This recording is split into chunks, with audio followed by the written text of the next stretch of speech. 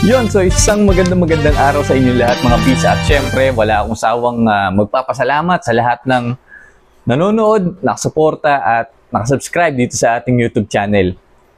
At syempre, kung hindi ka pa nakasubscribe, i-hit mo na yung subscribe button. Napakalaking tulong yan sa aming mga content creator. So, napaka-espesyal ng araw na to para sa atin mga peace dahil sa wakas ay nasa kamay na natin ang isa sa pinakamalupit na helmet mula sa kilalang helmet brand mula sa Japan. So ayan, may hint na kayo mga peace. So ito po ay ginagamit ng mga karerista or yung mga racer natin, lalong-lalo na ang idol natin, si Marc Marquez. Yung brand na to mga peace ha. Alright, so mukhang may hint na kayo. Kaya eto na mga peace, ang ating bagong helmet.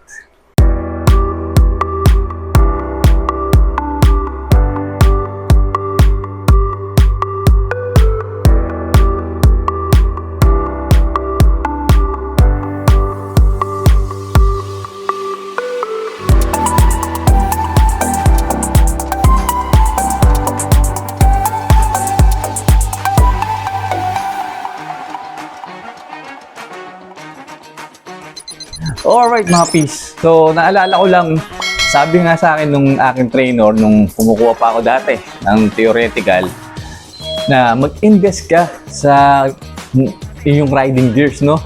Doon ka sa quality. Ayan. So kaya naman pinangarap natin na magkaroon ng ganitong klaseng helmet. At hindi lang to basta-basta helmet mga peace. Ito po ay Japan release to at wala pa sa Pilipinas kung hindi ako nagkakamali. So eto na siya. Ayan. At syempre, nagpapasalamat ako sa ating tropang si Kyle Salazar dahil sa pag-offer niya na isabay ako na ikuha nito nung nagpunta siya sa Japan, no?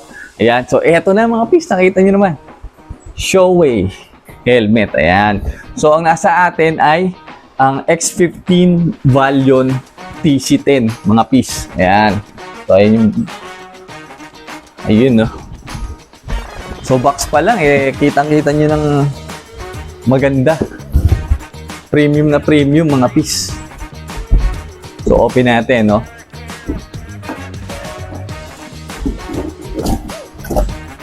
Yun, no? Alright. So, ito yung ating helmet, no? Na nasa loob ng dust bag. Napakaganda ng dust bag, mga fish. So, tabi muna natin yan. Alright. So, alamin natin kung anong laman nito. Okay, so ito lang naman. So, actually, meron tong kasamang pin lock, no? Yung pag-protection or yung anti-fog. At naikabit na to sa ating lens, no? Or sa visor ng ating helmet, mga fish. Noong nasa Japan pa yung tropa nating si Kyle. Ayan. So, shout out ulit sa'yo, Pisan, Conchi, Kyle Salazar. Ayan. So, ito yung mga kasama niya. So, meron lang tayong ayan. So, chin curtain. Ito yung nasa baba. Dito, sa banda dito, mga piece. At syempre, meron tayong safety instruction. Ayan. At alam ko silicone oil to mga piece. Ayan, oh. Shoei. At syempre yung ating stickers. Ayan. Meron tayong dalawang malalaki at dalawang maliliit. So ayan.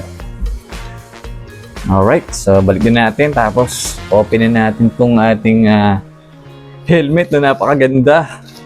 Yan, talagang bigay ang tunay na ligaya mga peace. Binibigay niya talaga yung tunay na ligaya na naramdaman ko.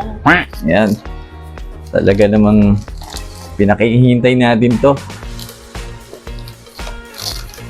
Okay, so balik lang natin itong mga kasama niya. So, tabi natin itong box. Ayun. So, dito na tayo mga peace. Yan, kita nyo naman, pati yung kanyang dust bag ay talagang Napakaganda. Premium na premium, oh. Okay, so open na natin.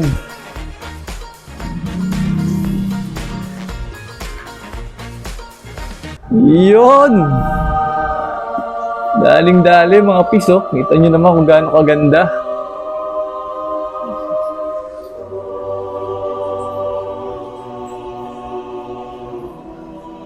Solid na solid mga pis. O, diba? Alright. Ayos na ayos. So, palit lang tayo ng view, no? Para mas focus tayo dito sa ating helmet. Alright mga piso, ito na po yung ating closer view ng ating Shoei X15 Valion TC10. Yan. So, check muna natin yung kanyang panlabas, no? Yung kanyang design. Yan, talaga namang napakapulido, napakadetalyado mga piece. At kung makikita nyo, meron pa siyang mga glitters, no? Kapag tinatamaan ng liwanag, eh, ayan, kumukuti-kutitap siya. Ayan. Ang ganda. Napaka-solid. Ayan. At ang nagustuhan ko sa design ng Shoei, no, eh yung napaka-simple, no? Hindi siya ganun ka-exage, no? Yung part na to, okay na okay. Talagang gustong-gusto ko yung forma niya, mga piece. Yung spoiler niya sa likod, hindi ganun ka-exaggerated na sobrang laki. Ayan, napakaganda. Tapos meron siyang bagay na bagay yung itong silver na to, no? Yung mga part na to. Solid na solid yung pagkakadesenyo ng Shoei dito, mga piece. Sobrang ganda.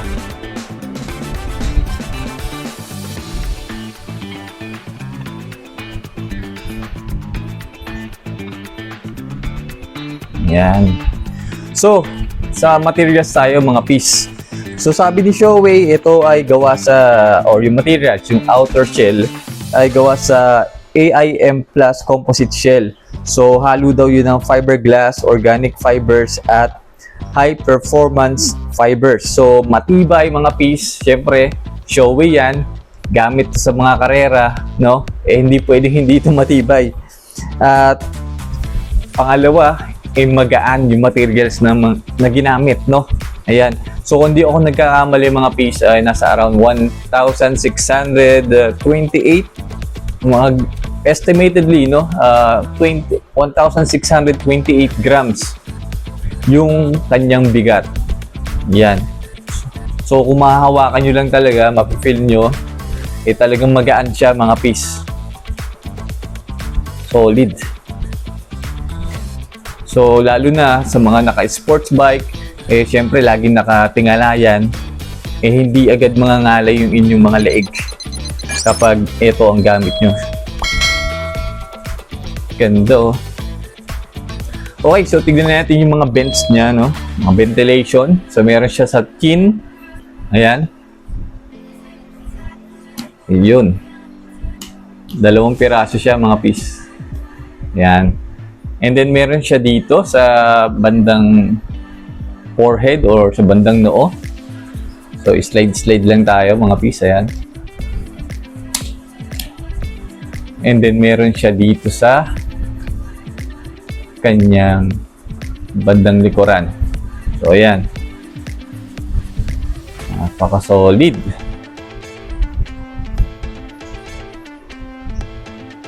And then dito naman sa part na to mga piece, yung kanyang visor ay meron ding UV protection, no? Napakagandang features niyan pagdating sa isang visor. At ready na siya sa pin lock. Ayan.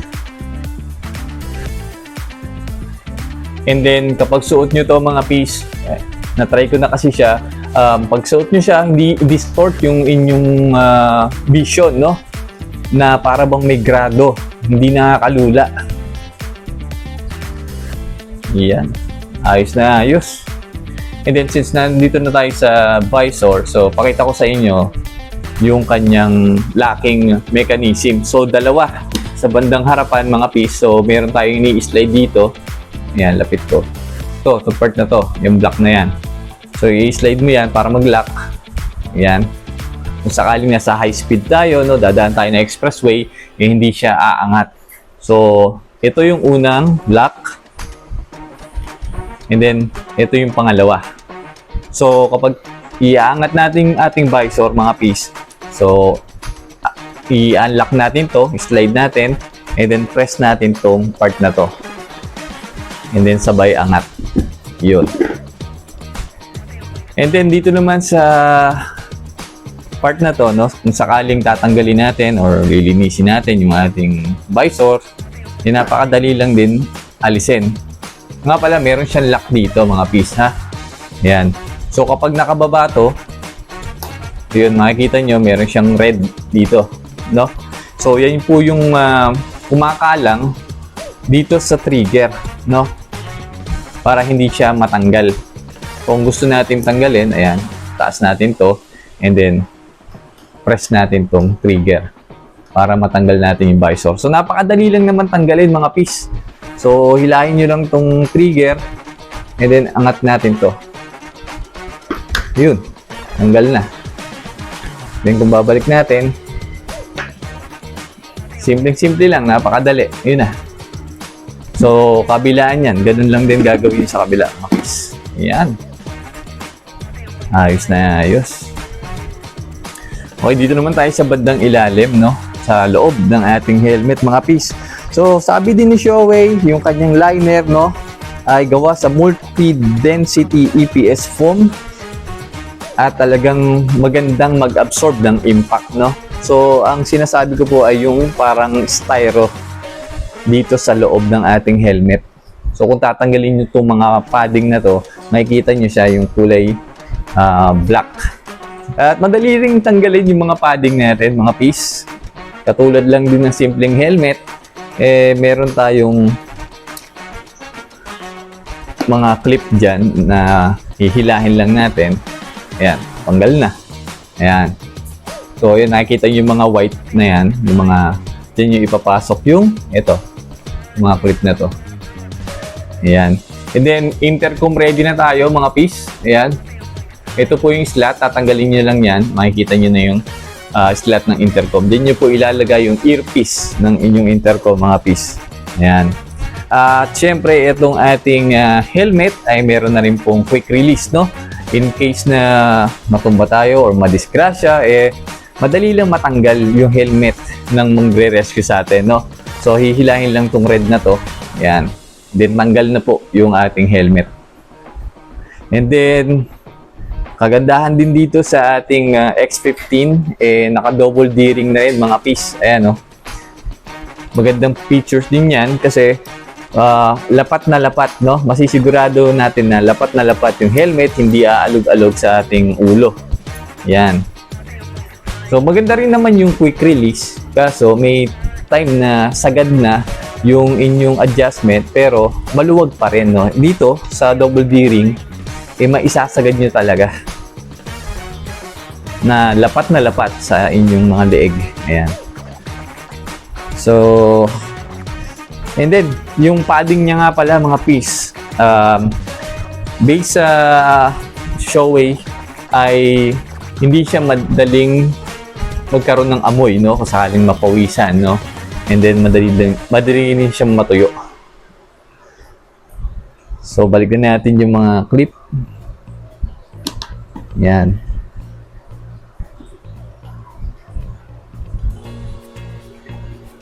Alright. Solid na solid. Napakaganda ng pagkakadesenyo talaga at ang pagkakabuild nitong Shoei X15 Valion TC10. Ayos na ayos. Kasi nga pala, mga piece, munti ko na makalimutan, kung mapapansin nyo, meron siyang slot dito. So, yan po ay slot para sa hydration system. Yung hose ay dito nyo po ilalagay sa slot na yan. Yan. And then, ito pong part na to, mga piece, yan, natatanggal po yan. Pwede nyo palitan ng chin curtain, yung kasama niya sa package, no? Ito po. Yan. So, tanggalin nyo to, tapos ipalit nyo to. Yan. So, kayo na bahala kung anong trip nyo, no? Yung chin curtain kasi, mga piece, nakakabawas yan sa with noise. Yan. Kung sakaling meron tayong intercom, hindi masyadong maingay. Alright. Solid na solid. At bago ko makalimutan, mga piece, ito pong ating Shoei X15 Valion TC10 ay napakaraming certification, mga piece. So, meron siyang ECE, meron siyang SNEL, meron siyang DOT, FIM, at ICC. Ayan. So, talaga namang sa quality, talagang solid na solid. Talagang ipapaubaya mo talaga yung inyong safety dito sa ating Shoei helmet. So, wala ka nang hahanapin pang iba, mga piece. Alright, mga piece, na ipakita ko na sa inyo ang close-up view ng ating Shoei helmet. So, pakita ko naman sa inyo kung ano itsura natin kapag suot na natin to, no? Ayan. So, let's go. Ayan, ang ganda, mga piece.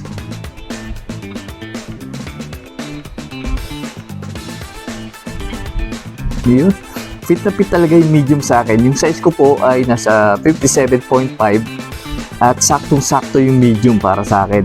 So, ibig sabihin, accurate talaga yung kanilang sizing, no? Ayan. Mark Marquez to Mark Marquez yung pormahan natin dito. Mga piece, solid na solid. Ang ganda. Tapos nga pala, baka may magtanong dyan, mga piece, kung pwede pa tayong gumamit ng salamin dito sa X15. So, itry natin, no? Yung sa mga malalabo ang mata dyan na kailangan ng salamin. So, meron tayong ito. So, meron straight po yung frame niya, no? Yung kanyang parang arm. Para mas madaling ipasok. So, try natin. Parang hindi. Pero, sige, try pa natin. Ayun. Kaya naman, no? Siguro, kailangan nyo lang na straight yung inyong yung arm ng inyong salamin, mga piece. Ayan, okay siya.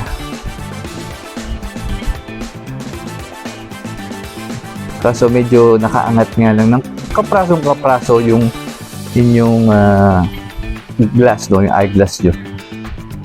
Ayan. Pero, pwede, no? Approve na approve. Bigay na bigay ang tunay na ligaya, mga piece. Solid. Yun, so sa mga magtatanong, mga piece, magkano ba tong helmet na to? Tong X15 Valion TC10. So, since sa Japan siya nabili, umabot siya ng nasa 34,000 pesos mahigit, no? Ayan. And again, maraming salamat kay Konsi Kyle Javier Salazar sa pagsabay na bilhin tong ating Shoei helmet mula sa Japan, no? Maraming salamat sa iyo, Fish. At yan, bago tayo magtapos, syempre huwag niyong kakalimutan na i-like, i-share at i-subscribe itong ating YouTube channel. At syempre, balagbagin niyo na rin yung notification bell para lagi kayo updated sa mga bagong videos na ilalabas ko. So, hanggang sa muli, mga peace.